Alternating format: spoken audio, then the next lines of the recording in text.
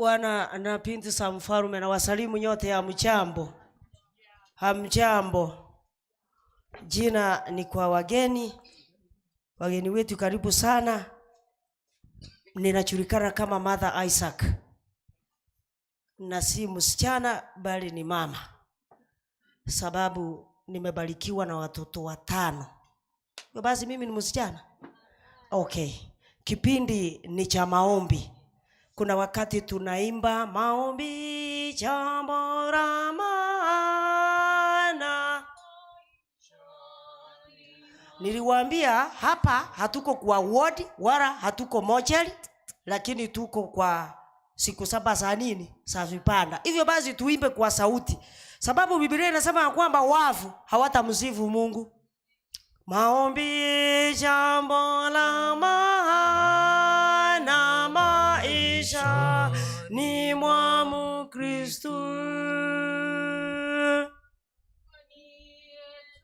Yaongezeka tunapomomba Mungu. Mwambie Yesu yote mwenzangu. Fadhaike tena. Uwe na imani ya kwamba atajibu ombi lako. Yani usifadhaike, uwe na imani ya kwamba atafanya nini. Na kuna baadhi ya watu hawaombi. Ndio maana wimbo inasema kwamba maombi jambo la maana. Je, tunafaa tuombe namna gani? Kuna wakati mtu anaamua kuomba. Maombi yalikuwa ya sadaka, lakini akianza kuomba anaanzia Waisraeli wakianza toka Misri, wakitoka na mizigo yao, anatembea nao, ndio hawa baharini, ndio hawa jangwani. Sasa unashangaa huyu ataombea sadaka lini? Na kuna wengine wakati wa chakula akiamua kuomba anaanzia sijui katikati ya jangwa, alafu kisha baadaye ndiye akuje mpaka aje kuombea chakula. Wakati watu wanaamini watoto wamefika katikati. Tuwe na tofauti. Na kuna mwingine anapoenda kwa mashishi, ikiwa aliyekufa alikuwa achaoa, unasikia akisema kwamba Mungu ulikuwa na unajua na utaona vile familia yake itaenda. Sasa yani ikiwa ni mzee, unasikia akisema kwamba ameacha bibi yake, sasa utamtunza, na wale watoto wake ambao wachaachiliwa tuomba wapatie kazi hapa kwa jeneza. Hivyo basi tujue jinsi ya kuomba. Ikiwa ni mama umeamua kuomba maombi, usiwe kama watu wale ambao wanasimama nchi ya panda. Yaani mama anaomba Kiswahili, mama anaomba Kiingereza, the same words. Mama anaomba Kiruga. Sasa unashangaa, na huyu mama mbone asisome Biblia? Je, mwelekeo wa Biblia juu ya maombi ni upi? 6 verse 5 to 7 Matthew. Mathayo 6 ngapi? Mstari wa 5 mpaka 7. Samahani. 6:7 yasema. 6:5 mpaka 7. Ndiyo. Tena msalipo. Sasa tunaposali msiwe kama wanafiki. Tusiwe kama wanafiki. Kwa maana wao wapenda kusali hali wamesimama. Wanafiki wanapenda kusali wakiwa wamesimama katika masinagogi na katika pembe za njia, ili waonekane na watu. Ili watu wawaone ya kwamba hawa nao ni waombaji hodari sana. Amin, nawaambia. Amini nawaambia. Wamekwisha kupata thawabu yao. Sitayasema bali wewe usalipo. Sasa wewe sababu umesoma maandiko matakatifu, unaposali sasa ingia katika chumba chako cha ndani. Na kisha ukishafunga mlango wako, ukimaliza kufunga mlango wako, usali mbele za Baba yako aliye sirini. Mbele za Baba yako aliye sirini. Na Baba yako aonaye sirini. Sasa Baba anayeona sirini atakujazia. 7. Yes. Nanyi mkiwa katika kusali. Sasa tukiwa katika kusali, msipayuke payuke. Tusipayuke payuke kama watu wa mataifa. Kama watu wa mataifa. Maana wao hudhani ya kuwa, yani wao hao watu wa mataifa hudhani kuwa watasikika kwa maneno yao mengi. Basi msifanane na hao. Sasa tusifanane. Maana baba yetu sisi, maana sisi si watu wa mataifa, anajua mahitaji yetu kabla hatujamuomba. Haleluya, amen. Anayajua. Na kuna wengine hawaombi, yeye anasubiri tu. Mungu anaona, hata anajua. Lazima tukabidhi shida zetu kwa Mwenyezi Mungu ili aweze kututendea. If you want to confirm 16 verse 3 Proverbs. Ndiyo Biblia, acha wasikize jinsi inavyonena. Yes. Mkabidhi Bwana kazi zako. Mkabidhi Bwana kazi zako. Na mawazo yako. Yatathibitika. Lazima umkabidhi. Lazima. Na baada ya kumkabidhi, rara kama mtoto wa miaka 2. Kuna baadhi ya wengine tunamkabidhi shida zetu, tena tunaanza kumfuata, tunamtangulia mbele. Ikiwa umemkabidhi, sasa kazi yako ni kurara. Lakini kuna baadhi ya watu hawalali. Hata unasikia akisema kwamba leo nilisikia mchawi nje ya nyumba, na mchawi mwenyewe alikuwa mwanaume, alikuwa amevaa gumboots. Aliye wa Mungu anamshughulikia akiwa analala. Naomba Biblia iseme 127 verse 2 Psalms 127 inasema hivi Biblia takatifu. Yes. Kazi yenu ni bure. Sasa kazi yetu ni bure. Mnaamka mapema. Ikiwa tunaamka mapema na kukawia kwenda kulala. Na kula chakula cha taabu. Yeye humpa mpenzi wake usingizi. Mungu humpa mpenzi wake usingizi. Ndiyo. Yani yeye anamshughulikia. Ndio umepanwa, yani hauna mbele wala nyuma. Lakini ukimkabidhi, wewe lala. Kesho asubuhi ataleta fikira ya kwamba ile shida yako ulikabidhi kwangu, utafanya ABCD. Na hakika unapoenda katika ile njia Mungu amekuelekeza, unafanikiwa katika jina la Yesu. Amina. Na nilikuja kugundua ya kwamba kuna baadhi ya maombi ambayo hayajibiwi. Ni kwa sababu gani? Tunaomba vibaya. 4 verse 3 James. Ndiyo. Biblia ni neno takatifu mwalimu. Kitabu ni cha Yakobo ngapi? Hiyo kurudia ndio inakufanya unasahau. Samahani. Okay. James 4 verse 3. Ndiyo, Biblia yasema hivi. Hata tuwaomba wala hampati, wala hatupati, kwa sababu muomba vibaya. Kwa sababu tunaomba vibaya. Simamia hapo. Tunaomba vibaya. Ni kwa sababu gani? Mungu ukinitendea hili, na mimi nitatenda lile. Mungu ukinifanyia kile, na mimi nitatenda hiki. Mungu ukinibariki, na mimi nitakutumikia.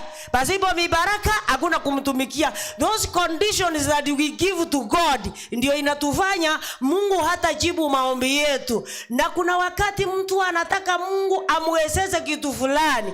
Mungu anapoona ya kwamba akikuwezesha haitawezekana, yani maombi yako hayatajibiwa. Okay, maliza kusoma. Muomba vibaya ili mvitumikie kwa tamaa zenu. Mungu nipatie pesa. Ukinipatia pesa nitafanyia ABCD. Mungu anapoona ya kwamba hizo pesa akikupatia hazitafanya kazi ile anaona ni nzuri, ndio maana anazuia. Hivyo basi tunaomba vibaya, na ile tunaomba Mungu anaona ya kwamba haitatusaidia. Hivyo basi tunapoomba tunyenyekee. Na nilikuja kugundua ya kwamba kuna baadhi ya watu hawataki kujiombea, wao wanataka waombewe. Unajua ndizi wakati imekomaa inataka mti wa kuisupport. Mti ni wa kuisupport. Sasa kilicho cha muhimu, mwizi aje atachukua ndizi, hatachukua mti, sababu mti hautakuwa na maana. Unayemwambia akuombee yeye ni mti, lakini ndizi yenyewe ni wewe. Unafaa unyenyekee, uombe msamaha, useme maneno yako yote. Mimi nitasema Mungu saidia Jeni sababu ako na msiba. Wewe unafahamu msiba vizuri, msaidie kulingana na mapenzi yako. Unajua msiba sijataja ni msiba gani, lakini wewe utamwambia Mungu, niokoe, nisaidie, nibariki, sababu wewe unajua mahali umebanwa. Hivyo basi wale watu wanategemea waombewe wao wakiwa wanalala. Itafika wakati au wenyewe unategemea watakuwa wakiomba, lakini hawatajibiwa na hautaona mabadiliko. If you want to confirm 15 verse 1 Jeremiah. Biblia yasema, yes, ndipo Bwana akaniambia. Sasa Bwana akamwambia Jeremiah, hata wangesimama mbele zangu, Musa na Samueli, moyo wangu usiwaelekea watu hawa. Moyo wangu ungewaelekea watu hawa, watupe, wasamehe kabisa, watoke mbele za macho yangu, wakaende zao. Hivyo basi wale ambao unategemea, itafika wakati Mungu atawasikia. Tuwe watu wa kujiombea kama Hezekia. Wakati analetewa ujumbe na nabii Isaya, anamwambia kwamba jiandaeni maana utakufa, hautapona. Hakumwambia kwamba wewe ni nabii wa Mungu, sasa niombee. Hapana, yeye aligeuka akaangalia wapi, akaanza kumulilia Mungu, akamwambia yale yote vile alikuwa anahitaji. Mbona wewe unakimbilia wengine? Mbona hutaki kujiombea wewe mwenyewe? Na unasoma Biblia, neno la Mungu nasema wazi, kile ambacho mtahitaji mkiomba kwa jina langu mtakipata. Mbona usiombe kwa jina la Yesu? 14 verse 14 Yohana. Ndio. 14 verse 14 Yohana. Mkiomba neno lolote kwa jina langu, mkiomba neno lolote kwa jina la Yesu, nitalifanya. Atalifanya. Mbona wewe unatafuta mwingine aombe kwa niaba yako? Na nilikuja kuelewa ya kwamba kumbe Mungu anasikia kila ombi, ila tu dhambi zangu na dhambi zako ndizo zimetuzuia sasa Mungu hajibu maombi yetu. Na ndio maana inafaa tunyenyekee, tuombe msamaha kwanza, alafu tuanze sasa hadithi. 59 verse 1 and 2 Isaya. Tazama, mkono wa Bwana haukupunguka hata usiweze kuokoa, wala sikio lake si nzito, sikio la Mungu si nzito, hata lisiweze kusikia. 2, lakini maovu yenu yamewafarikisha ninyi na Mungu. Sasa maovu yetu ndio yametutenganisha, na dhambi zenu zimeuficha uso wake msiuone. Zimeuficha uso wa Mungu tusimuone. Hataki kusikia. Hataki kusikia. Ndio maana tunaomba, hatuna mabadiliko, hatujibu kwa sababu ya dhambi zetu. Tunafaa tuungame dhambi zetu ili tumwambie shida sasa, ili aweze kutujibu sawa sawa na mapenzi yake. Na wale mnapeana condition, hata wakati Yesu hajasulubiwa alimwambia Mungu ya kwamba ingewezekana hiki kikombe kingenipita, lakini wacha iwe kulingana na nini? Mapenzi yako. Wewe ni nani unamwambia kwamba ukinitendea kile nitatenda hiki? Atakuachilia na itakuwa juu yako. Na ikiwa unafanya maombi na unasema ya kwamba tusamee sisi, nisamee mimi kama ninavyowasamee wadeni zangu, na ile hali uko na maadui, maombi yako hayatajibiwa. Lazima tusamee wadeni zetu ili Mungu aweze kutusamea dhambi zetu, ili aweze kujibu maombi yetu. If you want to confirm 18 verse 35 Matthew.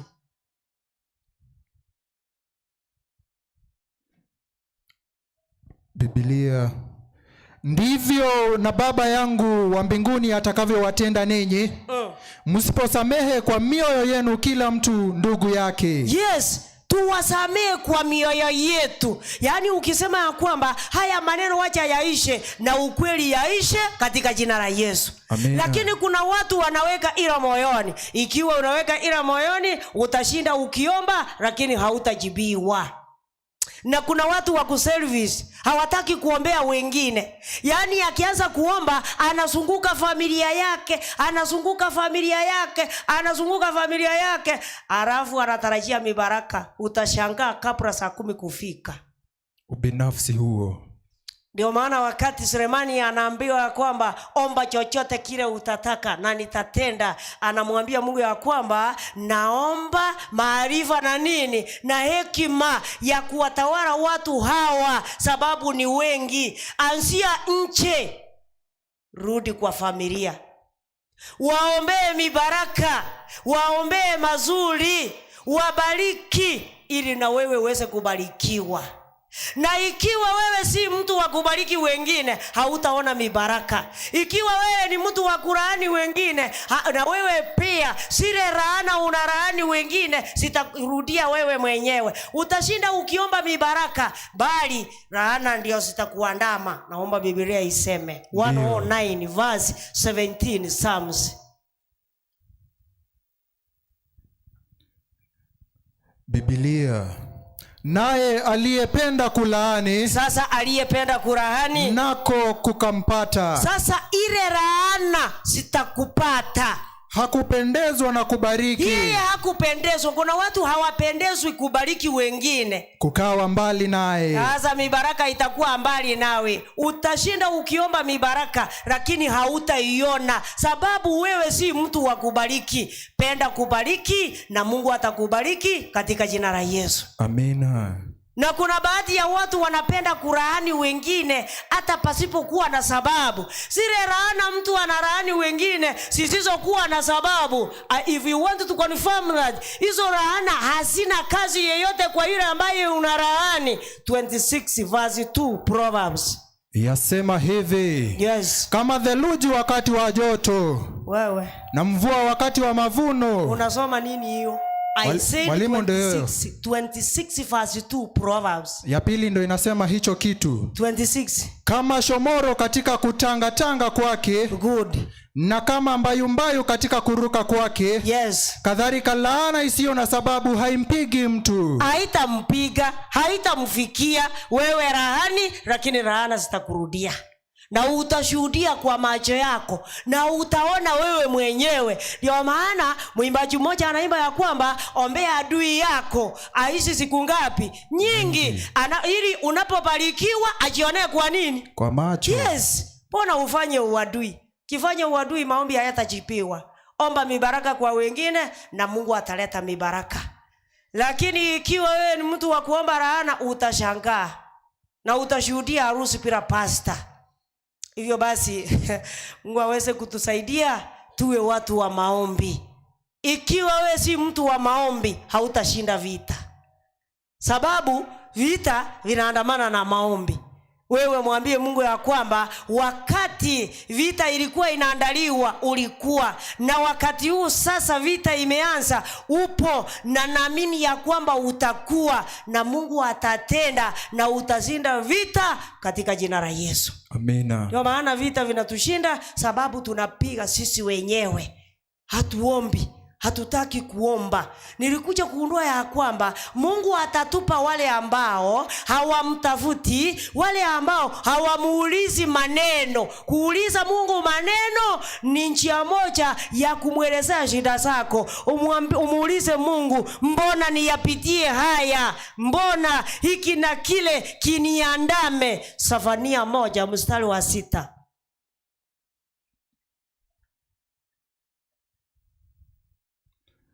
Sefania na hao waliorudi nyuma. Sasa waliorudi nyuma na kuacha kumfuata Bwana, wameacha kumfuata Bwana. Na hao wasiomfuata Bwana, sasa wale ambao hawamfuati wala kumuulizia, wala kumuulizia, atawatupa. Ukisoma Biblia ya Kirugha inasema atawapoteza. Mungu asikupoteza sababu umerudi nyuma. Mungu asikupoteze sababu umeacha kumtafuta, asikupoteze ya kwamba humuulizi maneno. Tunafaa tumuulize maneno, tumchukulie. Hata kushukuru ni kitu cha muhimu. Mtu anaomba mibaraka, baada ya kuomba mibaraka sasa hataki kurudisha, asante sababu umenibariki. Na ndio maana wakati Hezekia Mungu alimponya, yeye wakati alikuwa anaelezea marafiki zake hakumuuliza Mungu jambo lolote, na kwa njia hiyo Mungu akakasirika na Hezekia. Na ndio maana tunasoma ya kwamba Hezekia alipoongezwa miaka 15, vitu vyake pamoja na sababu zake pamoja watoto wake vikachukuliwa mateka Babeli. Kwa sababu gani? Wakati alipona, marafiki zake walipokuja kumtazama, hakuambia ya kwamba Mungu ndiye amenileta umbali wote. Instead alianza kuwaonyesha vile vitu vingesalia wakati angekufa. Basi ikiwa umetanguliza vitu utashangaa. Mungu aweze kutubariki na atusaidie, atupatie Roho Mtakatifu wa kumwelezea shida zetu sisi wenyewe, sio wengine. Wewe mwenyewe mwambie shida zako na atajibu sawasawa na mapenzi yake katika jina la Yesu. Amina. Mwenyezi Mungu awabariki.